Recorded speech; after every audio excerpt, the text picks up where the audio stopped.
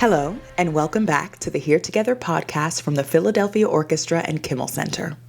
I'm your host, Khadija Mbowe, a sociocultural content creator, classically trained soprano, and loving provocateur. Together, we're here to clear out dusty assumptions about concert music and explore its potential to reflect and connect our world today. The music you heard in the intro was an excerpt from the opening of Richard Strauss's Also sprach Zarathustra, Opus 30. Performed by the Detroit Symphony Orchestra and conducted by our guest today, Nazir McFadden. Last year, at age 22, Nazir became DSO's assistant conductor, Philip and Lauren Fisher Community Ambassador, and music director of the Detroit Symphony Youth Orchestra. Despite all these achievements, he's humble, always aware that, to mix metaphors, he's playing a team sport. You're only alone if you make yourself alone on that podium. If you see yourself as this dictator, this my way or the highway, then you're going to be alone.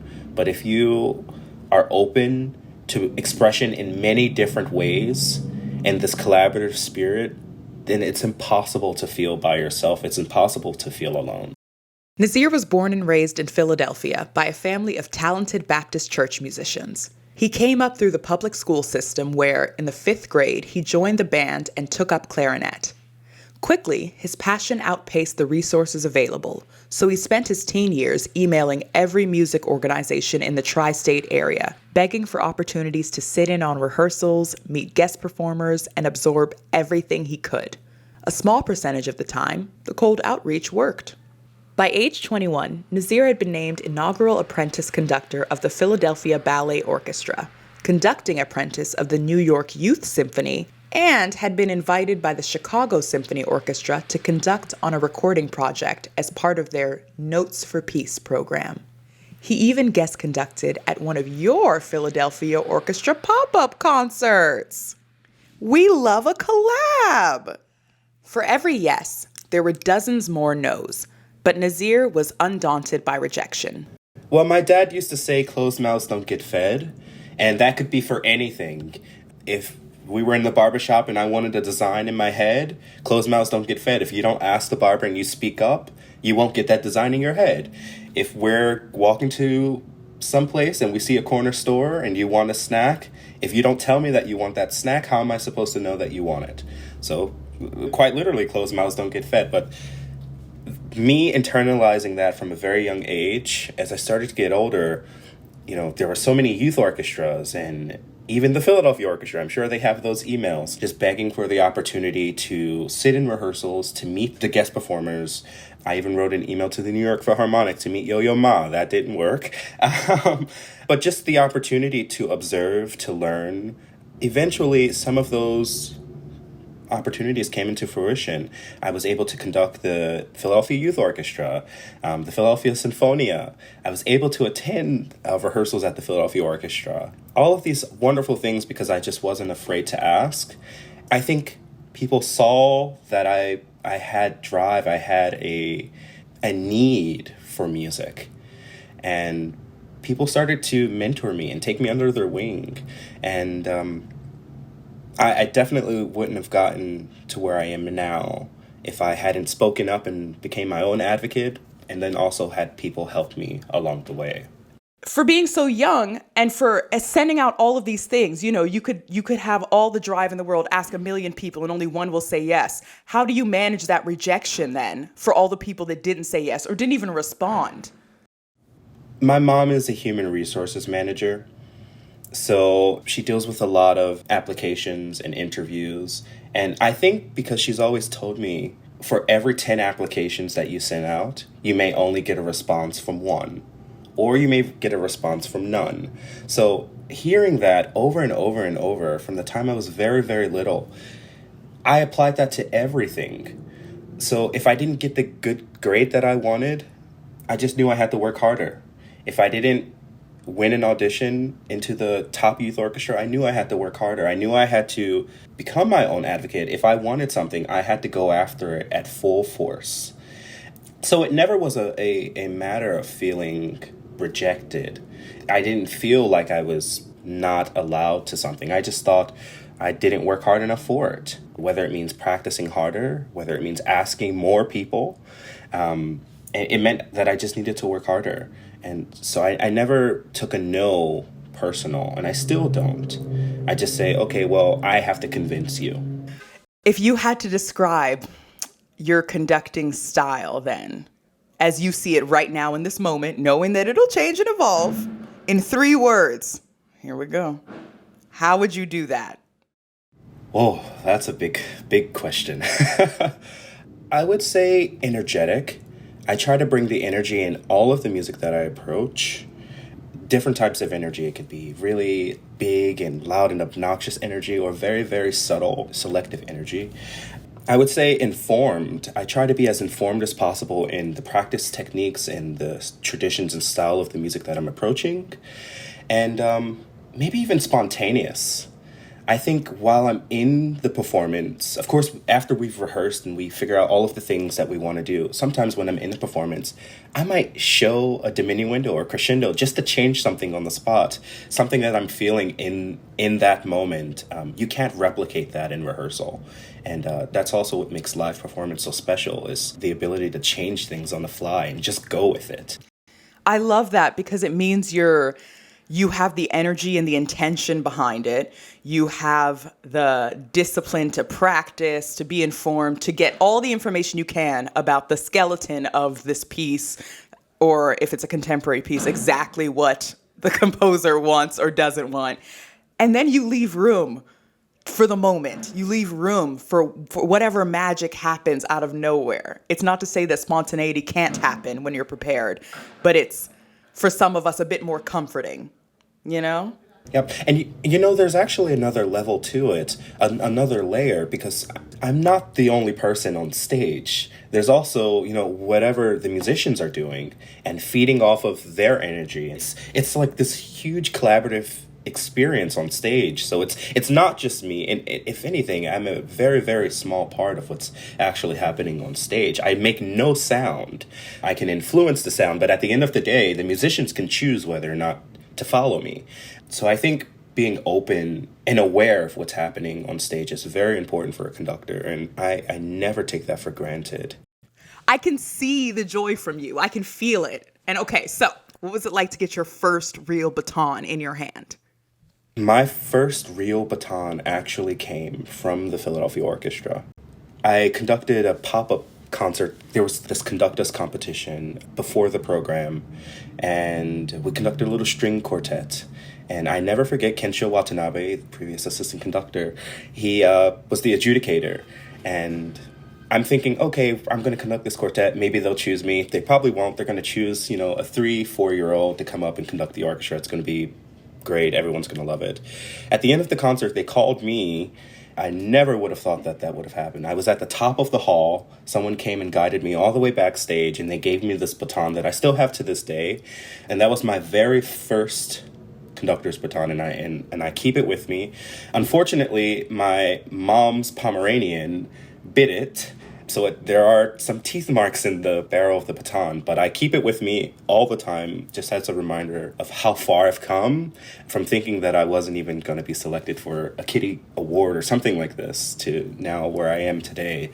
It's special, but that was my very first baton, and now I don't use it so much, but with every baton that I have, I always take the previous one out, but I keep the first one in my case at all times. I wonder as well, just for a little tea for the audience, you had said that sometimes musicians can choose to follow you or not as a conductor. Has that ever actually happened? Have the musicians ever actually refused to follow you if maybe you've been a little too dictatory and they're like, I'm not with this? No. You hear everything. Yeah, of course. I would be completely lying to you if I said, no, that's never happened to me.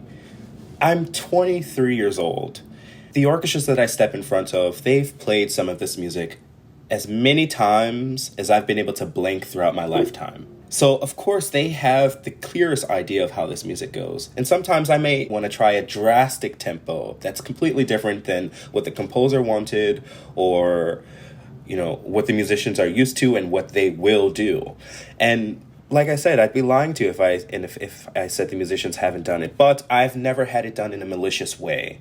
You know, a musician has always come to me and said, maybe you shouldn't try this, or maybe this doesn't work. I would go back to the original tempo. But it's never been we're not going to follow you because that's ridiculous.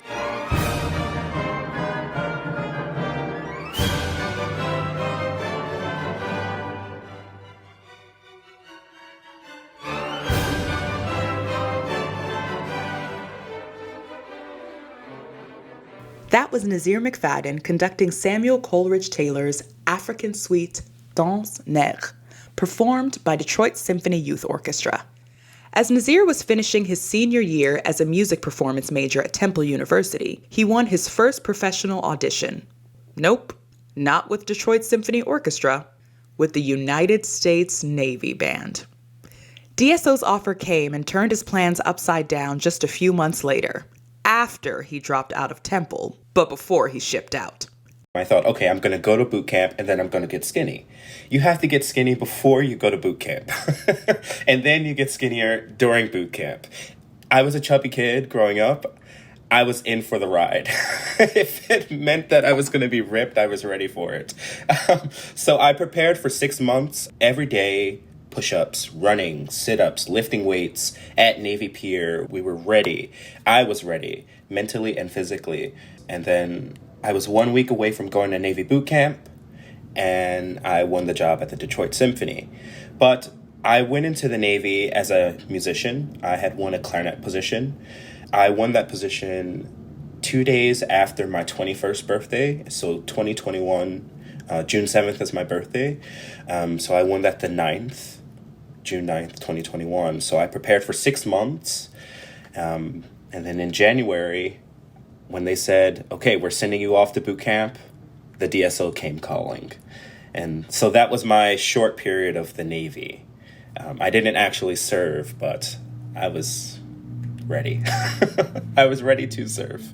For me, I've noticed doing a lot more physical activity has helped my classical singing so much more. I feel so much more in my body. So I wonder, did that 6 months of training, even if you didn't go into the Navy, change or alter your relationship to your body and therefore your relationship to how you conduct and use your body? Yeah, I learned how to breathe properly. And selective breathing was definitely something that helped me, especially when we had to run.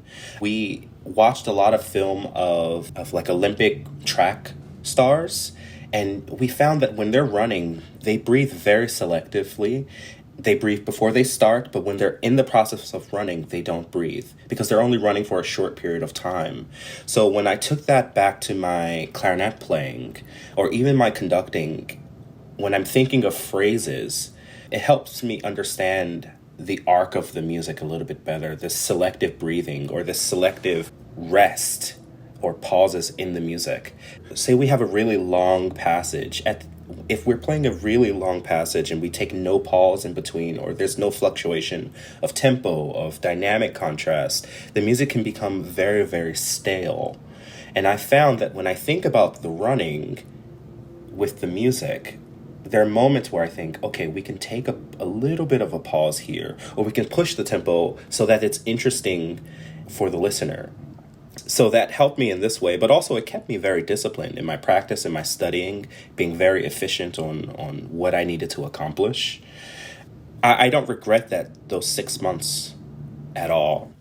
Do you? And this is something that I struggled with, which is the only reason why part of the only reason I think I went to get a degree was because I worried about feeling legitimate not having one. I wonder, do you ever feel like a little like, oh, what am I doing here? Not just because you're young or you're like one of 3 Black male conductors in the country, but just the degree of it all. Do you ever feel like, my credentials? That's not a question, but it is a question.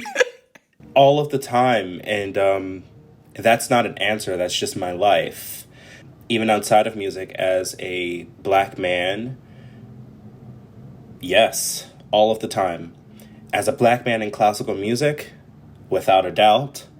And as a Black man in classical music that's a conductor, without a doubt.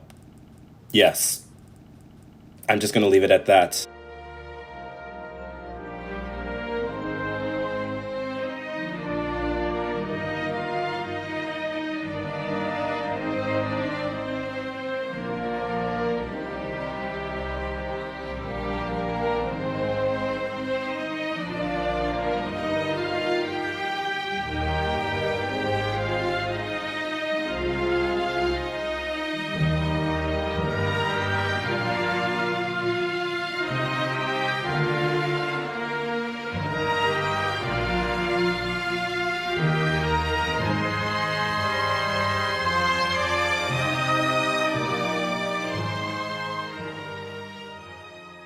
That was an excerpt of Nazir McFadden conducting Detroit Symphony Orchestra's performance of The Planets, composed by Gustav Holst.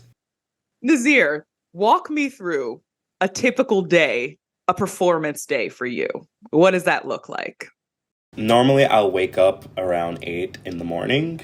I'll make breakfast, and then I'll go to the gym with my trainer, and he'll put me through the works. I'll come home for maybe 30 minutes and I'll feel like my day should be over. But then after I take my shower and I get dressed, I realize that going to the gym was great and I feel energized. Then let's say it's around 1 p.m. I normally have youth orchestra rehearsal, so I rehearse with the Detroit Symphony Youth Orchestra from 1 to 4.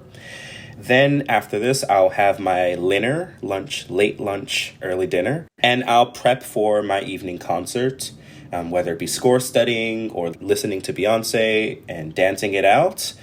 And then I'll make my way to the hall. I'll give my performance, or if I'm assisting, I will, give the pre-concert talk, and then I'll go to the lounge and relax before the show. After the show, I'll go home, listen to more Beyoncé, then I'll go to sleep. That's normally a typical Saturday throughout my season. Nazir, why didn't you start off by telling me you were part of the Hive? That's all you had to say. Oh, I'm deep in the Hive. That's all you had to say. Best and worst advice you've ever gotten? Best advice came from Joseph Conyers. And this is something I repeat all of the time. He said, if there's a door in front of you, knock on the door. And if it won't open, kick it open. It was the best advice I ever received. The worst advice, I don't think I've ever received bad advice, because even bad advice is good advice because you learn what not to do. Okay, ever the diplomat. Now, Joseph Conyers is the principal bassist for the Philadelphia Orchestra, and I know that one of your earliest conducting gigs was a community concert with the Philly Orchestra. What was the first piece you conducted with them, though? And have you conducted since? So it was the Can to Orpheus in the Underworld. And I haven't conducted since, but I am programming a community concert similar to the one that I did in Philadelphia with the Detroit Symphony Orchestra. And we have that moment of the Can, and we're going to have a student conductor come in to conduct it. So it'll be a full circle experience for myself. Maybe that student will have an awakening like I did when I got to conduct it. It might be a few more years until I'm able to conduct the Can again, because I might keep doing it. But hopefully this young person can see themselves in the music how I saw myself in the music. And I'm not Yannick. I got to share the stage with Yannick. This child will get to share the stage with me. So hopefully that means something. I think it does, though, because it seems like you do care a lot about outreach. You care a lot about young people having this art form and meeting them where they're at and being, recognizing how hard it is and how many doors you had to try and knock on, kick open, whatever. So I wonder, does that feel like, was this an outlook that you were conditioned to have? Does it feel like an obligation, or it's just like, it is what it is? I think it's just the nature of my being. I think I had a strong support system growing up, and even now I still have a very strong support system. So if I can be that for someone else, it's almost like breathing. I don't have to think about it. I just do it. Yeah, I am sorry. I don't have a better answer for you. I don't think about it. I just do it. It has to be done because it was done for me.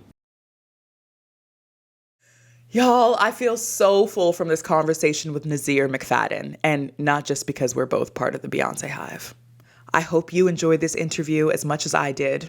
Thank you again so much for listening to the Here Together podcast from the Philadelphia Orchestra and Kimmel Center. As always, I'm Khadija Mbowe, and I'll see you back here next year. In the meantime, here's a bit more of Nazir conducting Gustav Holst's The Planets.